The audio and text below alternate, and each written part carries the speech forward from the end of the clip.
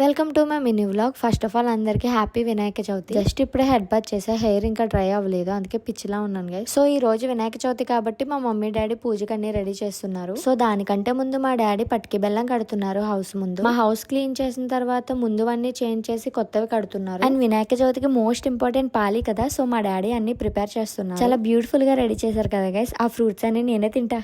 అసలే నా favourite God నా ఫ్రెండ్ బర్త్డేకి నేను ఎలా రెడీ అవ్వాలి? ఫ్రెండ్ అంటే చిన్నప్పటి నుంచి నాకు బుజ్జి గణేష్ అంటే చాలా ఇష్టం. సో ట్రెడిషనల్ అని క్యూట్ గా రెడీ అయిపోయా. పూజ దగ్గర కూర్చుంటుంటే మా మమ్మీ అన్ఎక్స్పెక్టెడ్ గా వ్లాగ్ తీస్తుంది. అండ్ మా సిస్టర్ చూడండి నాకంటే బాగా రెడీ అయింది కదా. సో ఇంకా చక్కగా నేను మా సిస్టర్ బుజ్జి గణేశుడికి పూజ అయితే చేసుకున్నాం. పూజ అయితే కంప్లీట్ అయిపోయింది. హ్యాపీ బర్త్డే బుజ్జి గణేష.